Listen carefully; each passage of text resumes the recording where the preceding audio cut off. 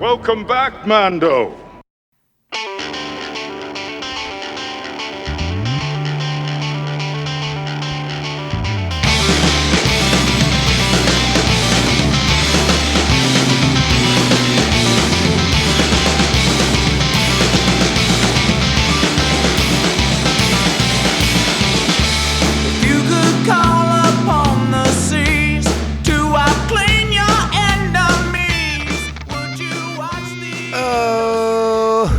Oh, greetings, Bucketheads.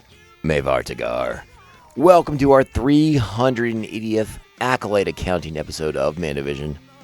I am your host, Nargai Tom, and thank you so much for checking out this small, independent Star Wars podcast. We're so glad you're here. Reach out to us on those socials at Mando_Vision on X and Insta, MandoVision at Blue Sky, and you can email me, MandoVisionTom@gmail.com. Make sure to like, subscribe, follow, and share this show with all the Mandalorians in your covert. All right, Bucketheads, we are back for another exciting installment of the MandoVision podcast.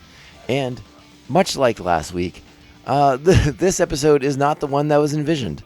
No. I had some plans, I had some thoughts, I had some ideas.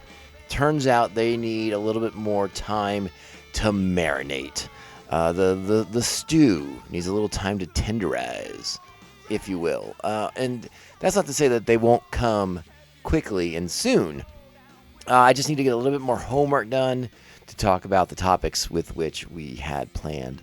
But luckily, another piece of news floated across the airwaves.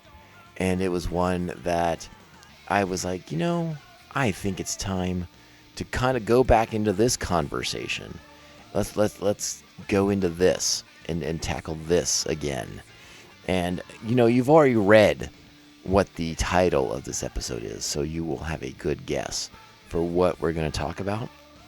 And that's because the Acolyte is back in the news. And so let's go ahead and get to have a chance to kind of talk about this, revisit this. We'll see if my feelings have changed much in the intervening years since the show debuted and concluded with much commentary. I guess that's the best way to put it. You know how we like to do here on the podcast. We try to stay positive about things, but that was a show that garnered a lot of negativity, and we tried to steer clear of much of that negativity. So the show's creator Leslie Headland back in the news for some comments recently about the possibilities of an Acolyte Season 2. And that's what we're going to talk about today. We're going to get into it a little bit. It's not going to be a big podcast. I only have so much I can say about something that is based purely on speculation. But again, it felt like an interesting time to kind of revisit the Acolyte and what that show brought to Star Wars and what it might mean in the new light of Disney Plus in this 2026 forum that we live in. That's changed a lot since the Acolyte made his debut those couple of years ago. Was it 2024, I believe? Maybe 25? No, it had to be 24, right? Anyways, we're going to revisit that show. We're going to talk about some of those things, and obviously we will have the comments, the quotes from the creator of the show, Leslie Headland. So, without much further ado, I think it's only appropriate that we just get into the show, and you know what that means. It's time. Strap on your buckets. Let's go. Get out of here. We'll hold them off. You're going to have to relocate the covert. This is the way. This is the way. So the Acolyte is back in the news. A controversial entry in the Disney Plus Star Wars lore has sort of resurfaced again. And it has allegedly cracked the top 10 of Disney Plus viewing right around the time that the Maul Shadow Lord series was airing on Disney Plus. The Acolyte made a resurgence into the Disney Plus top 10. And we've heard reports like this before, that at various times over the years, you know, after some time from its debut, certain Star Wars shows have sort of kind of finally caught on. Like this allegedly happened with the Book of Boba Fett, and now happening with the Acolyte. And that's not to say that the Acolyte didn't have a solid fan base when it first debuted and through its run of what would ultimately become, at least to this point, the first and only season of the Acolyte. So this resurgence led someone from Empire Magazine, when they had a moment with Leslie Headland, the showrunner, executive producer of the Acolyte. They asked for her opinion, for her comments on, hey, how do you still feel about the Acolyte now that's been a couple of years removed? And Headland expressed that she would return if a second season of the show ever got greenlit. Quote, "I would still want to do it, absolutely," end quote. She also goes on to say that, quote, "As more people discover it, I think people may want to see some form of the story come back," end quote.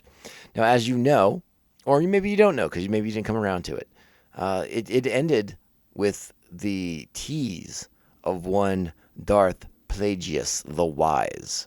So some big things were hinted at this sort of show that was set at the end of the High Republic and into the modern Republic era that we know from the prequels.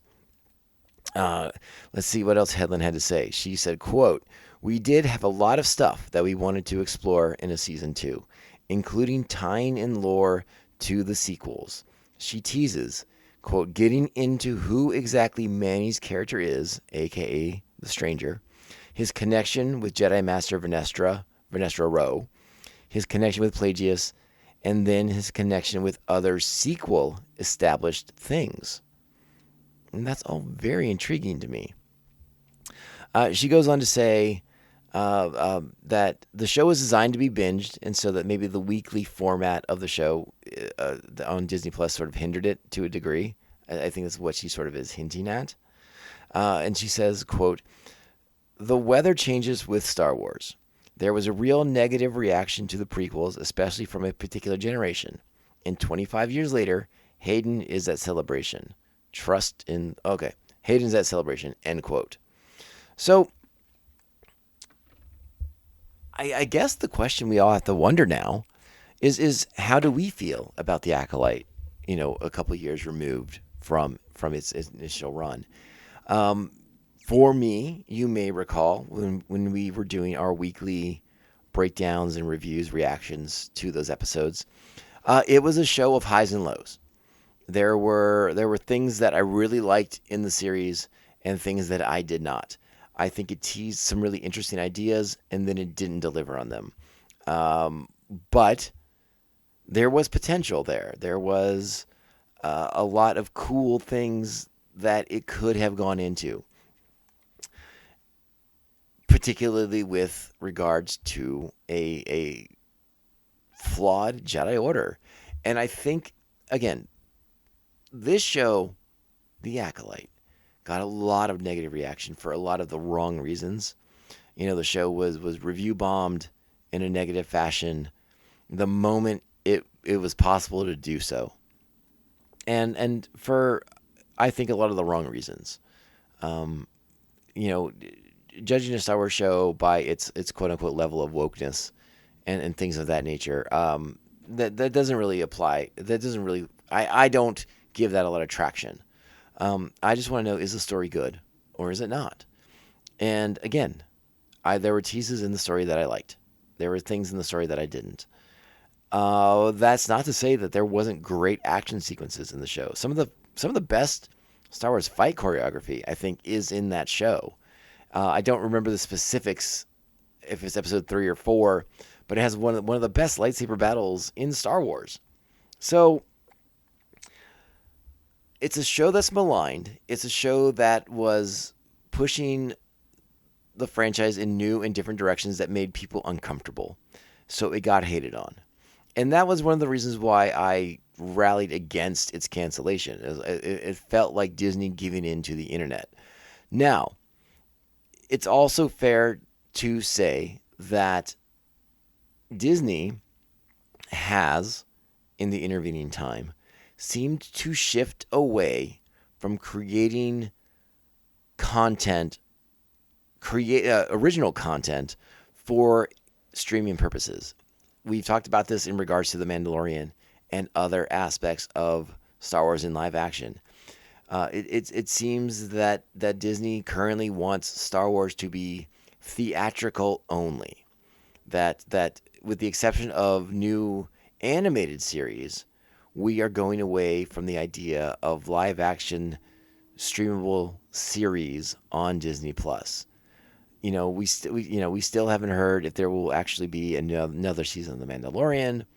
I don't know if it was ever officially canceled. I never saw a notice, but it seems like Skeleton Crew is not happening again. Those kids are already 2 or 3 years older than they were when the show was created. And this sort of resurgence in the Acolyte is interesting too, because again, all these actors have moved on. Do they want to come back? Manny Jacinto, who played the Stranger, seemed to be the one who was most heartbroken about it, because I think he knew that his character had a lot of potential to be a great Star Wars villain, and that was all prematurely cut short. And I would say, like, if Disney were to change its tune and be like, yeah, Star Wars live action on Disney Plus is cool, and we're going to give it another go, and they did so with a season 2 of The Acolyte, yeah, I would be 100% on board. There was enough there in that show that I would like to see further explored. One of my big disappointments with that series was that it teased a lot of things without really delivering. And I would like to see if season 2 would deliver on some of those things. Again, we teased Darth Plagueis. We teased Yoda and his complicity with sort of corruption within the Jedi Order. And we didn't really get to dive into that too deeply. And as the show played out, there were a couple other things that they were doing that I thought were really interesting. They didn't go down those paths, but one of my favorite elements of the High Republic era is that there are many factions of Force users in the galaxy who are not Jedi. And the notion that there was a sort of like sect of Jedi who maybe would look down on other Force users who are not Jedi and feel that they are inferior or committing some sort of heresy against the Force, and eliminating them, as was sort of teased in that series, was super interesting to me. Now, granted, the corruption of the Jedi is something we have talked about on this podcast for quite a bit. But the idea of sort of like a subculture of Jedi who had zero time or patience for other Force users, I found to be very interesting. Again, they seem to go away from that idea very quickly, but there's still time to lay that track if they wanted to. Now, regardless, the corruption of the Jedi is 100% a storyline that I could get my teeth into. As we have discussed in our rewatch of the Clone Wars and other pieces of prequel era Star Wars, the corruption of the Jedi is subtle. It is beneath the surface. If you ask the average Star Wars viewer their opinions of the Jedi, they're still overwhelmingly positive.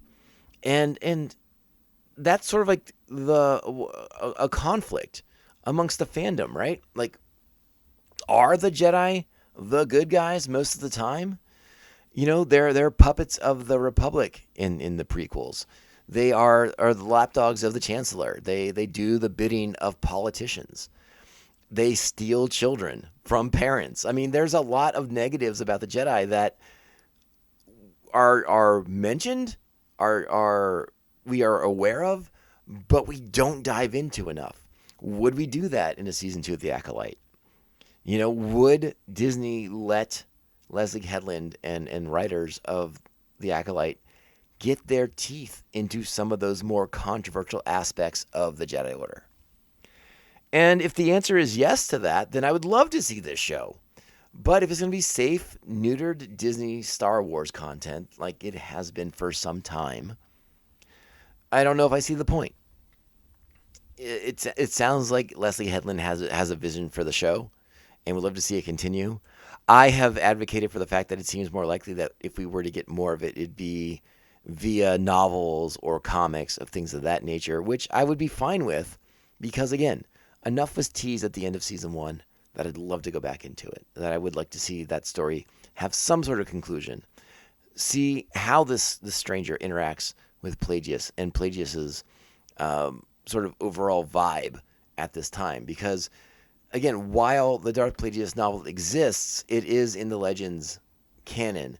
So there are things about Plagueis that Disney and Leslie Headland can sort of modify for that character in his time with the Stranger, and ultimately with Palpatine and his role in shaping galactic events leading up to the Phantom Menace, leading up to actually the Clone Wars. Because if you've read that book, you know that Plagueis is still alive at the time of the Phantom Menace. So again, these are all really interesting things that could happen if a season 2 were to take place.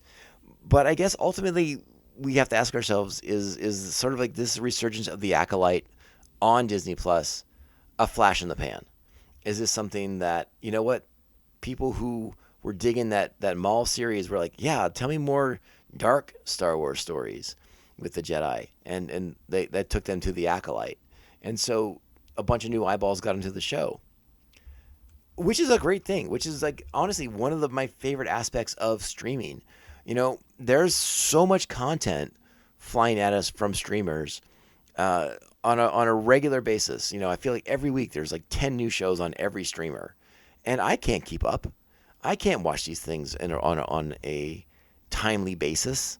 I have to pick and choose, and maybe now some people are getting to dive back into the Acolyte who missed it the first time around, and that's good. That is a good thing. And again, ultimately, I'd like to see the story continue, but I want to see it continue by asking these questions of the Jedi, of the Sith, of the nature of the Force. Like, are we going to explore things in a way that is different and new and thought-provoking? One of my biggest gripes, if I were, you know, it's not a nit I pick very often on the show, or even when I'm watching Star Wars, because I understand what Star Wars is by and large. It is safe fables for all age audiences. I understand that. You know, we were blessed to get something like Andor that is extremely adult oriented, but is informative and thought provoking for a younger audience as well when they are age appropriate. The Acolyte could be that, but for the Jedi, if we are willing to engage in stories that make us do critical thinking. And that is not something that Disney Star Wars has necessarily embraced. And again, that's their prerogative. Safe, easy, family friendly. I understand. I get it. But, and I hate to bring this up, I hate to sort of use this against them, but they did safe, family friendly, easily approachable, you know, not continuity heavy with The Mandalorian and Grogu. And it was another week of massive drop off at the box office. Again, that doesn't diminish my enjoyment of the film. I embrace that movie. I enjoy that movie. I encourage people to go see that movie and go see it again. But the general population in America and globally seems to have determined that, yeah, we saw it and it was totally enjoyable, but totally disposable at the same time. When you create content like Andor, which again I understand, it's not the main vein of Star Wars, but it's thought provoking. It drives conversation. It involves critical thinking, analysis of characters and their actions. These are the kind of shows that have more legs to them. And The Acolyte, I think, has that sort of potential. Yes, it rankled the feathers of a certain segment of the population of Star Wars fans who decided to become overtly vocal. And again, I don't like giving those segments of the population a lot of credence, but I think Disney lives in fear of them. And again, you can have a negative opinion of a show and not like a certain aspect of Star Wars. That's totally fine. You don't have to like everything coming out from Star Wars. I found The Acolyte to be a mixed bag of Star Wars enjoyment for me. But would I want to see more? Sure. Yeah. It raised enough questions. It engaged me enough that I want to see more. But can they do better in a second season? Of course they can. How many of us, especially those of you in my generation, who, again, I'm gonna evoke another sci-fi franchise right now. We watched the first 2 seasons of Star Trek Next Generation, and we know it was trash. It was not good. There were a handful of good episodes sprinkled in those first 2 seasons, but man, that show was pretty rough to watch. And those seasons were like 20-something episodes. That was like 40-something episodes, almost 50 episodes of like not very good Star Trek The Next Generation. And then they got it figured out. They got their feet under them. They started telling the stories that defined Star Trek The Next Generation. Seasons 3 through 7 are filled with amazing science fiction stories. And I'm not even asking for amazing science fiction stories. I just believe you can tell really good Star Wars stories. But you have to have the courage to do so, and you have to make sure that the House of the Mouse lets you tell those stories the way you want to tell those stories, and doesn't try to cut you off at the knees and make you be family friendly and make you be, censored. You don't want. Again, this is a story where you can talk about the flaws and the failures and the corruption of the Jedi Order. A topic that needs to be dove into more heavily. But does Disney really want that? They make $1 billion trillion selling you lightsabers at their theme parks. Do they really want you to think about the Jedi as being not so great? It's confusing. It's complicated, and it's a tad frustrating from my perspective. I guess this is a long way of saying, if a season 2 of The Acolyte were to come about, I would be 100% for it, and I would sing its praises on this podcast. And if it didn't deliver, I would let you know that too. Again, I think a season 2 would find more firm footing, and if Disney could just shut out the negative criticism for anything that appears to be quote-unquote woke, they would be doing themselves a favor, because they would just let the show exist on its own as a Star Wars thing and let people find it. But they can't do that, and that's a whole different conversation. Disney is a corporation, and the way they view and market and protect their creators and staffs and teams, and that's a whole different thing. So yes, long-winded, but hey, I'm in favor of more of The Acolyte. Let's give Leslie Headland the rope she needs to do this. The rope. That's not a weird word. That's a weird choice of words, because I don't.